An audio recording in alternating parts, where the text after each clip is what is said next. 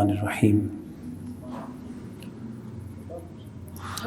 الحمد للہ رب العالمین والصلاة والسلام علی سید الانبیاء والمرسلین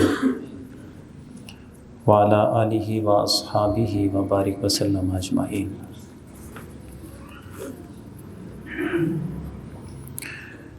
لائق صد احترام معزز سامعین و حاضرین، آج چند احادیث کریمہ جنہیں سماعت کرنے کا ہم شرف حاصل کریں گے، اس میں ہم مسلمانوں کے جو آپس کے معاشرتی حقوق ہیں اس حوالے سے چند احادیث ہیں جسے ہم سنیں گے بھی اور سمجھیں گے انشاءاللہ۔ پہلی حدیث حضرت ابو موسیٰ اشعری رضی اللہ تعالیٰ عنہ نے بیان فرمائی ہے کہ خود اپنے بارے میں بیان کرتے ہیں کہ میں نے حضور سید عالم صلی اللہ علیہ وسلم کی بارگاہ میں عرض کی کہ یا رسول اللہ، ای المسلمین افضل، مسلمانوں میں بہترین مسلمان کون سا شخص ہے؟ تو حضور صلی اللہ علیہ وسلم نے ارشاد فرمایا، من سلم المسلمون من لسانہ و یدہ، جس کی زبان اور جس کے ہاتھ سے باقی مسلمان سلامت رہیں، محفوظ رہیں، یہ سب سے اچھا مسلمان ہے۔ اور یہی حدیث حضرت جابر ابن عبداللہ رضی اللہ تعالیٰ عنہ نے بیان کی ہے۔ اس میں ایک جملے کا اضافہ ہے، ارشاد فرمایا کہ جب حضور صلی اللہ علیہ وسلم سے پوچھا گیا اسی حوالے سے تو حضور نے ارشاد فرمایا، المسلم من سلم المسلمون من لسانہ و یدہ والمہاجر من ہاجر ما نہی اللہ عنہ۔ تین چیزیں دونوں حدیثوں میں بیان کی گئی۔ پہلی بات یہ بیان کی گئی، مسلمان وہ ہے جس کی زبان سے باقی سارے مسلمان محفوظ ہو جائیں، اور دوسری بات یہ ارشاد فرمائی، مسلمان وہ ہے جس کے ہاتھوں سے باقی سارے مسلمان محفوظ ہو جائیں، اور تیسری بات جو دوسری حدیث میں ہے، ارشاد فرمائی کہ مہاجر حقیقت میں وہ ہوتا ہے کہ جو اللہ جل شانہ نے جس کام سے، جس فعل سے منع فرمایا ہے، وہ بندہ اس سے باز آ جائے، اس کے قریب بھی نہ جائے۔ حقیقی مہاجر یہ ہوتا ہے۔ اب تین قسم کی جو تعلیمات ہیں ان احادیث میں، تھوڑی سی تفصیل ہم ان کی سمجھتے ہیں۔ پہلی بات تو یہ سمجھ لیجئے کہ جہاں پہ ارشاد فرمایا کہ مسلمان وہ ہے جس کی زبان سے باقی سارے مسلمان سلامت رہیں، محفوظ رہیں۔ زبان کی سلامتی کیا ہوتی ہے کہ بندہ کسی کو گالی نہ دے، لعنت نہ کرے، کسی کو غیبت نہ کرے، الغرض کوئی بھی اذیت، کوئی شر، کوئی فساد جو زبان سے پھیل سکتا ہے تو بندہ اپنی زبان کو اپنے قابو میں رکھے اور دوسرے مسلمانوں کو اپنی زبان سے محفوظ کر لے۔ آپ دیکھتے ہوں گے اپنے رشتہ داروں کے جہاں پہ تنازعات ہوتے ہیں یا گلی محلے میں، تو ہماری زبان سے نکلے ہوئے لفظ ہوتے ہیں جو واپسی کے راستے بند کر دیتے ہیں۔ بسا اوقات کسی کی طرفداری میں، بسا اوقات کسی کی مخالفت میں ایسے ایسے لفظ کہہ دیے جاتے ہیں کہ بہت مشکلات پھر پیدا ہوتی ہیں۔ حضرت جناب شیر خدا رضی اللہ تعالیٰ نے ارشاد فرمایا کہ یہ جو تیر کا، تلوار کا زخم پہنچتا ہے نا، وہ تکلیف دیتا ہے، لیکن اس کی تکلیف اسی وقت تک بندے کو محسوس ہوتی ہے جب تک وہ چبھن رہتی ہے، زخم رہتا ہے۔ زخم بھر جائے تو تکلیف ختم ہو جاتی ہے، اور لیکن زبان کا دیا ہوا زخم ہوتا ہے نا، وہ بھرتا نہیں ہے۔ لا یلتام ما جرح اللسان، زبان جو زخم لگاتی ہے نا، وہ زخم کبھی نہیں بھرتے۔ اس لیے فرمایا کہ بہترین اور اچھا مسلمان وہ ہے جس کی زبان سے باقی سارے مسلمان محفوظ ہوں۔ اور دوسری چیز ارشاد فرمائی کہ اچھا اور بہترین مسلمان وہ ہے جس کے ہاتھوں سے باقی مسلمان محفوظ ہو جائیں۔ ہاتھ کا نقصان پہنچانا کیا ہے؟ چوری کر لینا، ڈاکہ ہے، کسی کے مال پہ ناحق قبضہ ہے، مار پیٹ کرنا، غلط فیصلہ کسی کے بارے میں کر دینا۔ الغرض کوئی بھی ایسا ظلم، فساد، اذیت یا شر جو ہاتھ سے بندہ کر سکتا ہے، تو اس بارے میں ارشاد فرمایا کہ اچھا مسلمان وہ ہے جس کے ہاتھوں سے باقی سارے مسلمان محفوظ ہو جائیں۔ اب آپ اس میں توجہ فرمائیں گے کہ دو چیزوں کا ذکر ہوا، زبان سے دوسرے مسلمانوں کو محفوظ رکھے اور ہاتھوں سے۔ زبان کی بات پہلے فرمائی اور ہاتھوں کی بعد میں فرمائی ہے۔ تو اس میں حکمت یہ بتانی ہے کہ زبان کا زخم، اور زبان سے بھی تکلیف ہوتی ہے، ہاتھوں سے بھی ہوتی ہے، لیکن زبان کی تکلیف ہاتھوں کی تکلیف سے زیادہ اذیت ناک ہوتی ہے، اس لیے زبان کا ذکر پہلے فرمایا۔ اور ایک حدیث شریف میں ہے کہ صبح ہوتی ہے تو جسم کے سارے اعضاء اپنی اپنی جیسی ان کی کیفیت ہوتی ہے، تو زبان کے سامنے سارے اعضاء ہاتھ جوڑ کر اس سے یہ التجا کرتے ہیں کہ دیکھ، اگر تو سلامت رہی تو ہم بھی سلامت رہیں گے، اور اگر تجھ سے اگر کوئی غلطی ہو گئی تو گرفت میں ہم بھی آ جائیں گے۔ کلمہ کفر تو زبان ہی بولتی ہے نا، لیکن سزا پھر سارے جسم کو اٹھانی پڑتی ہے۔ گالی تو زبان سے ہی نکلتی ہے نا، بعد میں جو مار پیٹ ہوتی ہے وہ تو پورے جسم کو سہنی پڑتی ہے۔ منافقت کا کلمہ تو زبان سے ہی نکلتا ہے نا، کہ پھر دنیا میں آخرت میں اس بندے کے لیے کس قدر رسوائیاں ہیں۔ تو اس لیے زبان سے گناہ یا زبان سے اذیت ہاتھوں کی نسبت آسان ہوتی ہے۔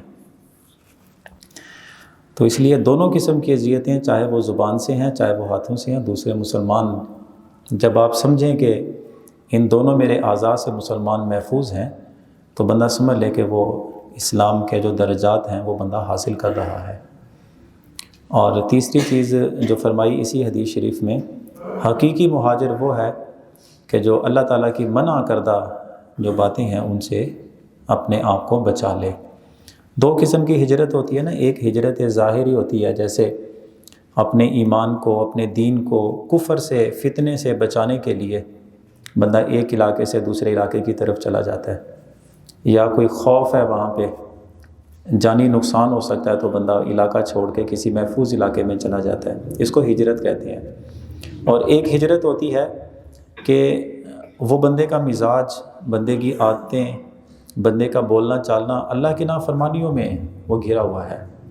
اب بندہ اللہ کی نافرمانیوں کو چھوڑ کر جو اس کی اطاعت میں آ جائے، یہ بھی اس کی ایک عادت سے دوسری عادت کی طرف ہجرت ہو گئی۔ حدیث شریف میں اسی دوسری ہجرت کی بات ہو رہی ہے۔ اور ارشاد کیا فرمایا کہ بہترین مسلمان وہی ہے جس کی زبان سے اور جس کے ہاتھوں سے باقی سارے مسلمان محفوظ ہو جائیں، اور حقیقی مہاجر وہ ہے کہ جو اللہ کی حرام کردہ، اللہ کی منع کردہ باتوں سے، معاملات سے اپنے آپ کو بچا کر اللہ کی اطاعت کی طرف آ جاتا ہے۔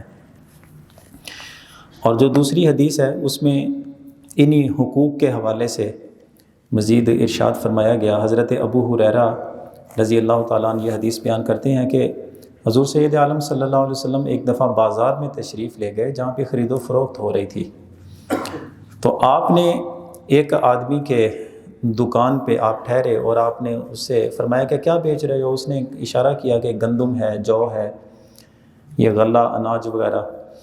تو جو اس نے ڈھیری لگا کے رکھی ہوئی تھی آپ نے اس میں ہاتھ مارا، تو دیکھا کہ اوپر خشک اناج ہے اور نیچے اس میں تری ہے، گیلا ہے۔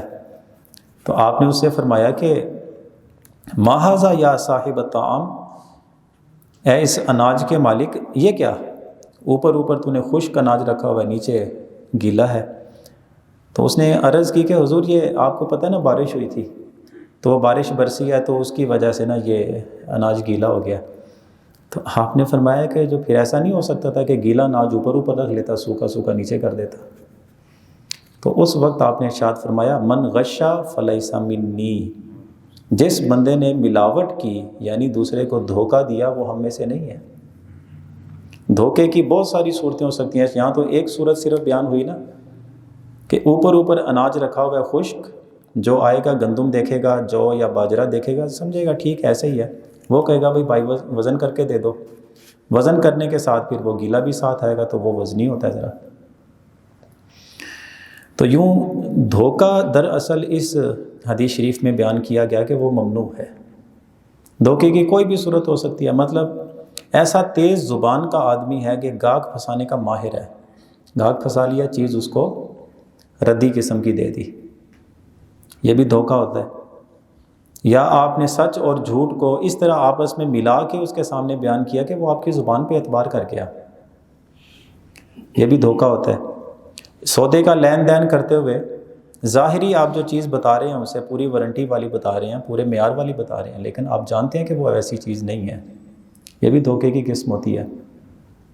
یا بندے نے بعض اوقات اپنی حالت ویسی بنائی ہوتی ہے کہ دوسرا بندہ نہ چاہتے ہوئے اعتبار کر جاتا ہے، مطلب دکان کا نام ہی آپ نے ایسا رکھا ہوا ہے کہ بندہ کہتا ہے یار ماشاءاللہ نیک بندہ ہونا ہے، یا بندے کا حلیہ ایسا ہے کہ اس حلیہ کو دیکھ کر دوسرا بندہ اعتماد کر لیتا ہے کہ ٹھیک ہی ہونا ہے کام۔ یعنی کسی بھی لحاظ سے جو دوسرے مسلمان کو یا دوسرے آدمی کو جو دھوکہ دے کے کوئی چیز حاصل کی جاتی ہے، اس دھوکے دینے کو منع کیا گیا ہے۔ اور اس کے بارے میں حضور نے ارشاد فرمایا کہ من غشا فلیس منی، جو بندہ ملاوٹ کر لے، ملاوٹ مینز دھوکہ دے، وہ لیس منی، میرا نہیں ہے وہ۔ دو قسم کے جملے یہاں پہ آتے ہیں، ایک ہے لیسا منی، ایک ہے لیسا منا۔ لیسا منی کا مطلب یہ ہے کہ وہ میرے طریقے پر نہیں ہے، یعنی ہو میرا امتی اور وہ ایسی حرکتیں کرے، یہ تو کام میرے امتی کو زیب ہی نہیں دیتا۔ اور دوسرا لیسا منا، اس کا مطلب یہ ہے کہ وہ ہمارا نہیں ہے، یعنی ہم مسلمانوں کا جو ایک دستور بنا ہوا ہے، طریقہ کار بنا ہوا ہے، اور ہمارے جو رہن سہن کی ایک تہذیب ہے، اس ہماری تہذیب کے اندر دوسرے کو دھوکہ دینا شامل نہیں ہے۔ تو جس بندے نے دوسرے کو دھوکہ دیا تو دراصل وہ ہمارے طریقے کو چھوڑ کے کسی اور طریقے پر چلا گیا۔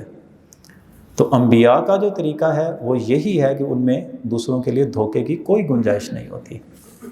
تو اس لیے لین دین کے معاملات میں، دیگر معاملات میں بہت خیال رکھنا چاہیے کہ کبھی کسی بندے کو کوئی دھوکہ دے کر اپنا کام نکال لینا، یہ ہمارے دین اسلام میں بڑی ہی ایک مذموم اس چیز بیان کی جاتی ہے۔ اگلی حدیث جس میں یہی آپس کے کچھ معاملات ہیں، لیکن حضور صلی اللہ علیہ وسلم نے خاص طور پہ 4 ایسے کام ہیں جن پہ حضور نے فرمایا کہ یہ منافقت کی علامت ہے، منافقت کی، یہ تو منافق لوگ ایسا کرتے ہیں۔ حضرت ابو ہریرہ رضی اللہ تعالیٰ عنہ نے یہ حدیث بیان کی ہے کہ حضور صلی اللہ علیہ وسلم نے ارشاد فرمایا کہ منافق آدمی کی نشانی یہ ہے کہ اذا حدث کذب، جب وہ گفتگو کرتا ہے تو جھوٹ بول دیتا ہے، وَإِذَا وَعَدَ أَخْلَفَ، جب وہ وعدہ کرتا ہے تو وعدہ خلافی کر دیتا ہے، وَإِذَا اؤْتُمِنَ خَانَ، جب اس کے پاس امانت رکھی جاتی ہے تو وہ خیانت کر جاتا ہے۔ اور ایک روایت میں ہے چوتھی چیز اسی کے ساتھ شامل کر کے حضور صلی اللہ علیہ وسلم نے ارشاد فرمایا وَإِذَا خَاصَمَ فَجَرَ، جب لڑائی جھگڑا ہو جائے تو گالیاں بکتا ہے، گندی زبان استعمال کرتا ہے۔ تو یہ 4 قسم کے جو افعال ہیں ان پر حضور نے فرمایا کہ یہ منافقت کی علامت ہے، جس میں ایک چیز پائی گئی تو ایک منافقت کی علامت، ساری پائی گئی تو پکا منافق، یہ حضور نے فرمایا صلی اللہ علیہ وسلم۔ اب یہ دیکھیں منافقت کیا ہوتی ہے؟ منافقت یہ ہوتی ہے کہ بندے کے دل میں کچھ ہو رہا ہے، زبان پہ کچھ ہو رہا ہے، ظاہری حالت اپنی کچھ اور ظاہر کر رہا ہے لیکن اندر کچھ اور ہے، اس کو منافقت کہتے ہیں۔ اور منافقت 2 طرح کی ہوتی ہے، ایک منافقت ہوتی ہے جسے نفاق اعتقادی کہا جاتا ہے، یعنی عقیدے کی منافقت۔ عقیدے کی منافقت یہ ہوتی ہے کہ دین اسلام اس بندے نے قبول کر لیا ہے، لوگ ظاہری طور پہ اس کے بارے میں یہی گمان رکھتے ہیں کہ مسلمان ہے، لیکن اس کے دل میں دین نہیں ہے، اسلام نہیں ہے، اس کو کہتے ہیں نفاق اعتقادی۔ اور جس کے اندر یہ نفاق اعتقادی پایا جائے تو اس کے بارے میں یہ ہوتا ہے کہ دنیا میں چونکہ اس نے اپنا مسلمان ہونا ظاہر کیا تو کسی بندے کو اجازت نہیں ہے کہ اس کے دل کی حالت معلوم کرے. جو کام کر رہا ہے اس لحاظ سے مسلمانوں والے ہی احکامات ہوں گے، لیکن قیامت کے دن اس بندے کے لیے بخشش کا کوئی طریقہ نہیں ہے. قرآن عزیز میں اللہ جل شانہ نے ارشاد فرمایا ان المنافقین فی الدرک الاسفل من النار. کفار بھی دوزخ میں جائیں گے، منافقین بھی جائیں گے، لیکن منافقین کو دوزخ کے سب سے نچلے درجے میں رکھا جائے گا. اس لیے کہ جو دنیا میں کافر ہے دوزخ میں تو وہ بھی جائے گا، لیکن اس نے اپنا کفر ظاہر کیا. اور جو منافق ہوتا ہے وہ اپنا کفر ظاہر نہیں کرتا، دنیا میں بھی لوگوں کو دھوکہ دیا ہوتا ہے، اس لیے نچلے درجے کا عذاب ان منافقین کے لیے. اور دوسری قسم ہوتی ہے نفاق عملی، یعنی بندہ ہے تو مسلمان مومن آدمی ہے، لیکن اس کے اندر عادتیں ایسی پائی جاتی ہیں کہ وہ عادتیں اس بندے کو منافقوں کے ساتھ ملا دیتی ہیں. جیسے کہ اسی حدیث شریف میں 4 قسم کی علامتیں بتائی گئیں. جھوٹ بولنے والا آدمی. ایک مرتبہ حضور کی بارگاہ میں عرض کی گئی کہ حضور یہ بتائیے کہ ہو بندہ مومن بزدل ہو سکتا ہے؟ آپ نے فرمایا ہاں مومن ہے لیکن ممکن ہے کہ بزدل بھی ہو جائے. پھر اس بندے نے عرض کی کہ حضور مومن آدمی خیانت کر سکتا ہے؟ مومن آدمی ہو بھی جاتی ہے. اب اس نے پوچھا کہ حضور یہ بتائیے کہ مومن آدمی جھوٹ بولتا ہے؟ آپ نے فرمایا نا نا نا نا، ہو مومن آدمی اور وہ جھوٹا ہو جائے ایسا نہیں ہو سکتا. مومن آدمی کی نشانی یہ ہے کہ زبان کا سچا آدمی ہوتا ہے. تو اس لیے فرمایا کہ یہ منافقت کی علامت ہے کہ جب بندہ بات کرے تو جھوٹ بولے، اور دوسرا جب وہ وعدہ کر لے وعدہ خلافی کرے. وعدہ ہو رہا ہے کسی کے ساتھ، اب اس بندے کو یہ ہے کہ یار ایک دفعہ کم نکل جائے، وعدہ کر لیا، دل میں ارادہ یہ ہے کہ بس ایک دفعہ کام ہو جائے، دل میں پہلے سے طے ہے کہ بعد چو دیکھیں گے، پھر وعدہ خلافی کر جائے. منافقت کی علامت ہے. جب اس کے پاس کوئی چیز امانت کے طور پہ رکھی جائے تو وہ یہ سمجھتا ہے کہ ایک دفعہ قبضہ ہو جائے بعد میں دیکھی جائے گی پھر. یعنی دل اور ظاہر یہ ایک جیسے نہیں ہیں. اور چوتھی چیز فرمائی کہ جب وہ لڑائی جھگڑا کسی کے ساتھ ہو جاتا ہے تو پھر وہ گالیاں دیتا ہے.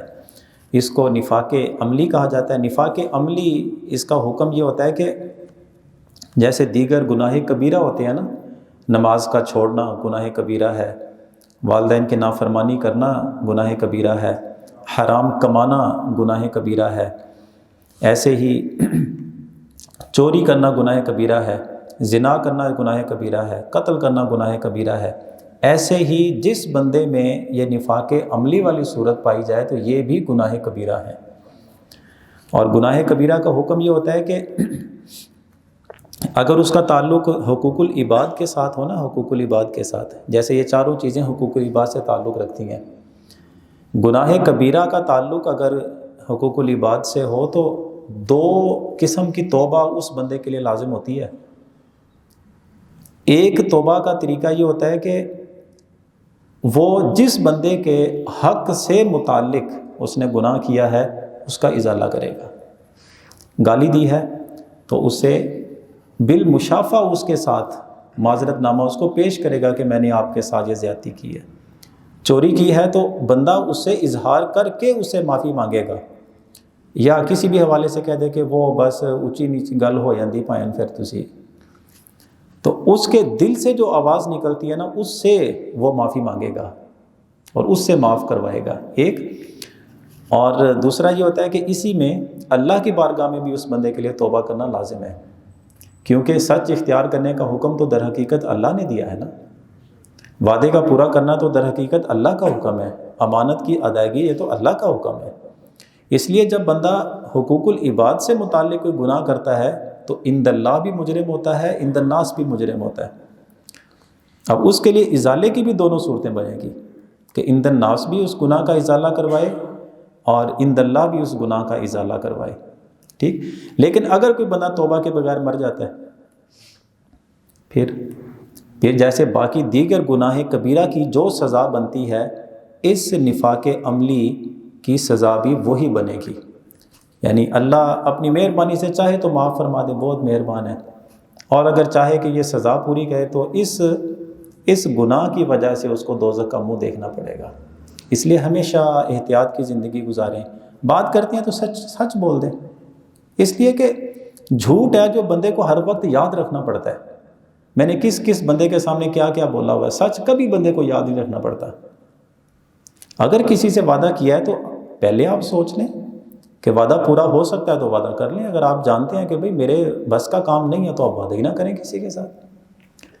امانت کی حفاظت نہیں ہو سکتی، پہلے بتا دیں کہ بھئی میرے سے تو چیز نہیں سنبھالی جانی، پہلے بندہ کہہ دے۔ اور بندے کو پتہ ہے کہ جب میں کسی کے ساتھ تنازع کرتا ہوں تو زبان سلپ ہو جاتی ہے، میرے گرفت میں نہیں رہتی، تو بندہ کسی سے جھگڑا ہی نہ کرے، پھر صلح صفائی والی ایک طبیعت بنا لے بندہ۔ اس میں سارے معاملے میں سب سے بہترین جو حضور سید عالم صلی اللہ علیہ وسلم نے ایک جملے میں آپ نے تعلیم ارشاد فرما دی، حضرت انس ابن مالک فرماتے ہیں حضور صلی اللہ علیہ وسلم نے ارشاد فرمایا لا یؤمن احدکم حتی یحب لاخیہ ما یحب لنفسہ، مومن تم میں سے کوئی شخص پکا مومن اس وقت تک نہیں ہو سکتا جب تک کہ اپنے مومن بھائی کے لیے وہی چیزیں پسند نہ کرنے لگے جو وہ اپنے لیے کرتا ہے۔ بس اس ایک جملے میں ساری باتیں سمجھ آ جاتی ہیں۔ دیکھیں 3 چیزیں نا بندے کو بہت پیاری ہوتی ہیں، اپنی جان بہت پیاری ہے بندے کو، اپنا مال بہت پیارا ہے بندے کو، اپنی عزت بڑی پیاری ہے۔ اپنی جان، مال، عزت کے بارے میں کبھی بھی بندہ یہ نہیں چاہے گا کہ کوئی بندہ میری جان میں مجھے وہ نقصان پہنچائے، میرے مال کے بارے میں نقصان پہنچائے، میری عزت کے بارے میں نقصان پہنچائے۔ بس حضور نے یہی ایک جملے میں تعلیم ارشاد فرما دی کہ اپنے لیے پسند کرتے ہو نا یہ چیزیں، یہی اپنے بھائی کے لیے پسند کرو۔ جب تمہارا مزاج یہ بن جائے کہ جو اپنے لیے پسند کرتے ہو تیری پسند وہی تیرے بھائی کے لیے بھی ہو جائے، سمجھ لے تیرا ایمان مکمل ہو گیا۔ تو ان 4 احادیث مبارکہ میں ہم نے جو تعلیمات سیکھی ہیں، سمجھی ہیں، اللہ تعالیٰ کی بارگاہ میں دعا کرتے ہیں اللہ تعالیٰ ہمیں عمل پیرا ہونے کی توفیق عطا فرمائے۔